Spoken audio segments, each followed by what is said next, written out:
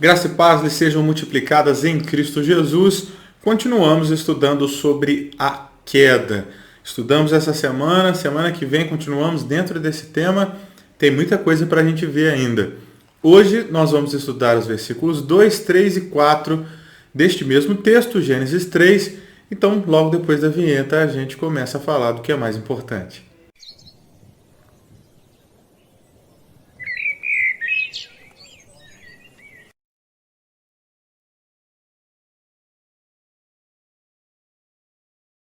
Pois bem, povo de Deus, vamos lá? Sem mais delongas, Gênesis 3, do 2 ao 4, NVT. Podemos comer do fruto das árvores do jardim? Respondeu a mulher. É só do fruto da árvore que está no meio do jardim que não podemos comer. Deus disse: não comam e nem sequer toquem no fruto daquela árvore. Se o fizerem, morrerão. É claro que vocês não morrerão, a serpente respondeu a mulher. Pois bem, nós vimos no nosso último ensino que Satanás, no versículo anterior, ele não mente, ele só sugestiona, agora ele mente. E ele vai trazendo Eva para dentro da sua trama, né? No primeiro momento, gera em Eva uma necessidade que nem Eva sabia que poderia ter, como uma boa marqueteira, a serpente, como uma boa publicitária, ela gera no seu interlocutor um desejo, uma vontade. Pois bem, a serpente é sutil, é ardilosa, e Eva mostra no começo desse discurso que ela sabe muito bem a lei de Deus. Né? Ela diz: podemos comer dos frutos da árvore do jardim. É só do fruto da árvore no meio do jardim que não pode comer. Percebe? Até aqui não há corrupção nenhuma. Ela sabe a lei de Deus. E aqui é necessário a gente pontuar uma coisa importante. A nossa geração tem sido uma geração que assiste pregações, que sabe a verdade, que tem contato como nunca com livros e com muitas informações acerca da Escritura, mas é uma geração cada vez mais irrelevante. Ela muda cada vez menos os contextos onde ela está inserida. E por que isso? Porque a gente se comporta com a palavra de uma maneira estranha.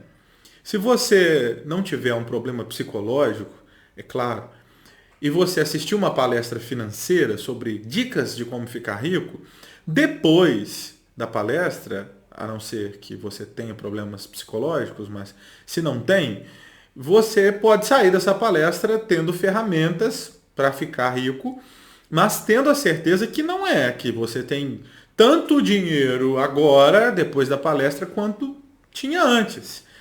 A questão é que diante da palavra e da pregação e da exposição do evangelho ultimamente, eu tenho visto uma geração achar que pelo simples fato de ter presenciado um bom argumento ou lido um bom livro que a sua vida mudou.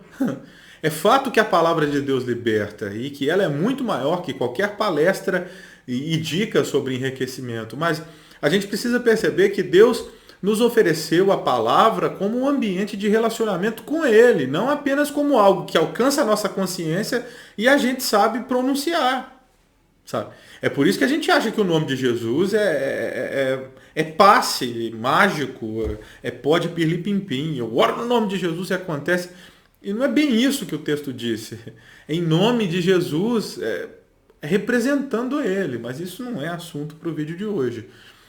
Então, a gente vê que Eva sabe o que é certo, mas nós vamos ver ela caminhando para aquilo que está errado. Por quê? Porque o coração dela mudou. Porque o desejo dela mudou. Não adianta saber a coisa certa se o meu coração está apontando para a coisa errada. Eu vou caminhar para a coisa errada. E Satanás é ardiloso, é sutil. Ele sabe mover o que está por trás do nosso intelecto. Ele sabe mover o que está por trás da nossa capacidade de organizar informações. Aqui está o problema. Eva começa a ceder. Ela vai gradualmente negando os benefícios que Deus está dando e abraçando aquilo que a serpente está oferecendo. Ela deprecia o ambiente que Deus criou para ela. E aqui nós precisamos ter absolutamente cuidado. Nunca acrescente aquilo que Deus já disse. É só olhar para o Apocalipse. Lá tem uma promessa pesada. Não acrescentem e não tirem. Então, a gente está discutindo aqui. Não é necessário só saber, é necessário praticar. Mas é imprescindível que saibamos a coisa certa. Que olhemos para o Evangelho como ele é, sem acrescentar. Eva aqui diz algo estranho. É só do fruto da árvore que está no meio do jardim que não podemos comer. Tudo certo até aqui. Deus disse, ai, ai. Ai, ai, ai. A nossa geração é uma geração de gente de Deus disse, né? Porque Deus falou, porque Deus falou. Será que falou, irmão? Será que falou?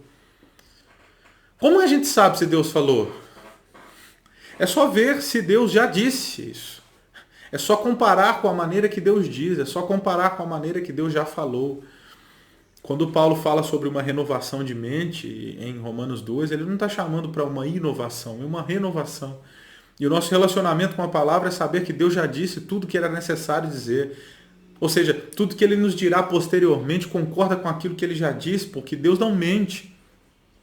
Uma geração, então, que conhece a palavra de Deus e se relaciona com Deus da palavra, saberá diferenciar qual é a voz que está de fora, se ela vem de Deus ou não.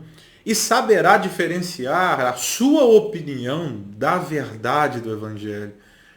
E assim submeter a nossa opinião à verdade do Evangelho. Eva diz uma coisa estranha. Deus disse, não comam e nem sequer toquem no fruto. Toquem? Peraí. Deus não tinha dito nada sobre tocar, tinha dito sobre comer, não é? Olha aqui, Gênesis 2, 16 e 17, na NVT. Coma à vontade dos frutos de todas as árvores do jardim, exceto da árvore do conhecimento do bem e do mal. Se você comer desse fruto, certamente morrerá. Da onde surge esse troço de... Que acréscimo estranho é esse que não pode tocar? Um comentarista que eu pesquisei para fazer o vídeo diz que possivelmente Adão teria dito desta forma para proteger Eva de nem chegar perto da árvore, mas se Adão tivesse dito isso, tinha mentido, né? Então já teria pecado.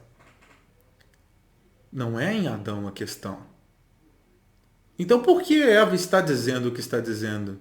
Porque o tom do que a serpente diz já mudou Eva por dentro. Aqui, me diz uma coisa, é verdade que não pode comer nada aqui? Não, pode comer. Deus disse que pode comer, mas aquela ali não pode nem tocar. Olha o tom. Olha o tom. Satanás é ardiloso. Satanás é ardiloso.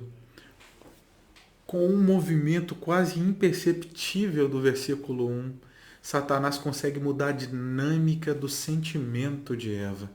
Eva sai do lugar da provisão e entra no lugar de privação. E se sentindo privada agora por uma simples pergunta, é verdade que Deus disse que não pode comer nada aqui? O que você me diz sobre isso? O que Deus disse de verdade? Não pode comer nada aqui. Eva sente que pode pensar sobre a lei. Eva agora se sente privada. Não, pode comer, mas aquela árvore ali, ó, Deus falou que não pode nem encostar. O coração já se corrompeu. A palavra já foi acrescentada. E deixa eu te dizer, há uma diferença entre a mentira e a verdade que é muito pontual. A mentira, para ser mentira, ela não precisa ser totalmente mentira. Mas a verdade, para ser verdade, não pode ser menos nem mais. Um pouco mais não é verdade. Um pouco menos não é verdade. Mas a mentira pode ser quase toda a verdade. Apenas uma vírgula e ela se torna mentira. Eva deixa de pronunciar a verdade quando acrescenta. O coração dela já se sente privado. Deus falou que não pode nem tocar. Eu não sei se Eva está dizendo isso para se proteger de chegar lá. Olha, não pode comer e não pode nem chegar perto. Ou se o coração de Eva já se dobrou e ela está se sentindo privada, dizendo então que Deus é injusto. Não pode comer e não pode nem encostar. O tom não fica tão claro. Mas nós podemos pensar essas duas coisas. Fato é que, sendo uma ou outra, ou até uma terceira que eu não pensei, a verdade com um pouco de acréscimo já não é mais verdade. Você lembra de Jesus sendo tentado? Satanás oferece coisas para Jesus e diz que ele deveria fazer certas coisas que, a princípio, não teriam tanto problema, né, ao nosso olhar. Jesus sentiu fome depois de 40 dias e a serpente diz: transforma a pedra em pão. Jesus tem uma palavra pontual: eu não me alimento desse pão, eu estou aqui para cumprir uma vontade maior. Está escrito: nem só de pão viverá o homem. Mas você já parou para pensar se Jesus cede e transforma a pedra em pão e come? É certo que um benefício viria. Ele se alimentaria.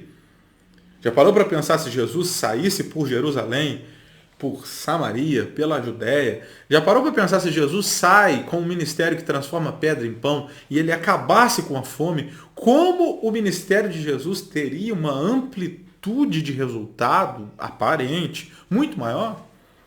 Quando Satanás oferece assim: olha, então você se prostra diante de mim, está vendo as belezas desses reinos? Eu te dou o que você quiser. Será que Jesus seria um rei ruim? Sendo um rei, não apenas um pregador itinerante, será que Jesus não teria a oportunidade de mudar os ambientes aonde ele governasse, trazendo uma lei justa, tirando os pobres da pobreza, alimentando a viúva, o órfão e o necessitado? Jesus seria um excelente rei para aqueles lugares. Mas ele não estava ali para isso, ele estava para cumprir a vontade do Pai. Outra coisa, já parou para pensar se Jesus, sobre o pináculo do templo, Satanás o provocando, dizendo: olha, eu também sei a Bíblia, eu sei Salmo 91, então se você é o Filho de Deus, salta daqui, porque os anjos do Senhor dará ordem a teu respeito para te guardar em todos os seus caminhos. Já parou para pensar se Jesus salta e no meio do caminho, o pináculo do templo, cheio dos crentes daquela época ali, eles veem Jesus planando no céu com um anjo segurando de um lado e do outro? Já parou para pensar o impacto que isso seria? Se Jesus decidisse voar de vez em quando, pulando de lugares altos sem morrer? Um bang jump de anjo? Que resultado absurdo Jesus teria naquela geração! Mas não era para isso que Jesus tinha sido chamado. Presta atenção. Fazer algo que traga resultado, se isso te tira o resultado da obediência, não vale nada. Jesus, quando está dizendo que vai para a cruz e Pedro se aproxima, ele chama Pedro de Satanás e diz: você não entende as coisas, Pedro. Você está endemoniado. Você está manipulado pela sutileza de Satanás. Eu vou dizer o que vai acontecer comigo porque eu preciso avisá-los. E eu não posso ser impedido do meu destino, que havia que morrer. Aos olhos daquelas pessoas, morrer na cruz era uma derrota. Aos olhos de Cristo era a vitória. A sutileza de Satanás é nos oferecer resultados que aos nossos olhos vão ser bons. Mas isso vai nos fazer dobrar diante das sutilezas dele. Nós não podemos servir a dois senhores. Ou nós vamos fazer a vontade de Deus, ou nós vamos ser direcionados por Satanás a coisas que aparentemente são boas. E aqui está o perigo da coisa toda. Eva dá espaço para a serpente. A serpente sabia o que Deus tinha dito, mas ela começa a agir no coração de Eva. E ela vê que Eva está dobrada quando Eva diz isso aqui, ó. Não pode nem tocar. Esse exagero é novo. O coração dela já mudou. A verdade já não é verdade mais. E agora, com um ambiente preparado para não precisar mais sugestionar, mas para dar o golpe final, a serpente disse: certamente vocês não morrerão. E essa ênfase é conhecida. Jesus havia dito. Jesus não, Deus havia dito. Jesus só aparece depois. Mas Deus triuno havia dito: se comerem, certamente morrerão. Olha a ênfase. É igual. Certamente não morrerão. Certamente morrerão. Certamente não morrerão. Satanás é esperto demais. Até a dinâmica de afirmação ele copia. Eva, no versículo 1, é provocada a pensar que pode ter as suas próprias opiniões sobre a lei de Deus. Agora, Eva é manipulada a pensar que o juízo da quebra da lei não existe. E essa é uma sequência muito natural para nós. Se a gente acha que pode pensar sobre a lei de Deus, logo nós somos o fim interpretativo. E se eu interpreto que a palavra de Deus talvez não seja o que ela diz ser, é claro que então o juízo que ela diz que virá, não virá. Percebe a sutileza? Você pode pensar, o que você pensa sobre aquilo que Deus disse? Você pode me trazer uma interpretação sobre isso? Sua? Mentira! Isso é mentira. Não vai acontecer nada. Como diria o pastor Lucinho, não assisto Lucinho há muito tempo. Nem gosto do jeito que ele prega mais hoje em dia, nem do conteúdo teológico ali. Mas eu me lembro de ter ouvido isso há muitos anos atrás, ele dizendo: o inferno é o lugar dos nada a ver. E não é? Por que a gente peca? Porque acha que não vai ter consequência, gente. Ué? Se a consequência é patente aos nossos olhos, a gente evitaria pecar. Pecamos porque já construímos na nossa cabeça uma outra maneira da lei funcionar. A gente já deu à lei que conhecemos o nosso próprio padrão. Sabemos a lei, não pode roubar. Mas aí, para roubar, a gente pensa sobre a lei. Talvez Deus não tenha dito mais ou menos assim, o assado. É que a coisa não é bem assim. Aí a gente acrescenta ou tira. E se a lei já mudou, a consequência também muda. É simples. Jesus, diferente de Eva, ele sempre valorizou a lei de Deus. É só olhar para Mateus 7. Ele diz que apertada é a porta, estreito é o caminho que conduz à salvação, e são poucos que encontram. Entrai pela porta estreita. Aquele que ouve a minha palavra e pratica a minha palavra, casa sobre a rocha. Não é? Pode vir tempestade que for, não cai não. Nem todo aquele que me diz Senhor, Senhor entrará no reino dos céus, mas aquele que faz a vontade de meu Pai que está no céu. Então, não adianta padrão religiosinho, não. Não adianta ser seu worship e não fazer a vontade de Deus. Não adianta chorar no culto e não fazer a vontade de Deus. Não adianta ler um monte de livro e não fazer a vontade de Deus. Tem que fazer a vontade de Deus. Padrão religioso não leva você para o lugar que você quer ir, não. A lei tem que ser guardada. Não vou transformar a pedra em pão, porque o meu alimento é a vontade de Deus, de Jesus. Não vou me dobrar diante de você em favor daquele reino, porque o meu culto é prestado somente a Deus. Eu não vou negociar isso. Eu não vou me lançar daqui para provar qualquer coisa, porque está escrito que eu não devo tentar o Senhor, meu Deus. Se a lei está guardada no nosso coração, nós vamos colher as bênçãos do Senhor e cumprir com o propósito da nossa vida. Mas, se a gente resolve dar lugar para as sutilezas de Satanás, talvez seja tarde demais para nós. Quando a gente perceber, a gente já está nu. Mas isso é assunto para as próximas conversas. Um abraço. Aí estão os vídeos, vídeo 1 e vídeo 2 dessa série. Assista aí. E se você animar, comenta, faça perguntas. Eu acho que nem dói. Que a graça e a paz do Senhor sejam multiplicadas sobre a sua vida. Em nome de Jesus. Amém.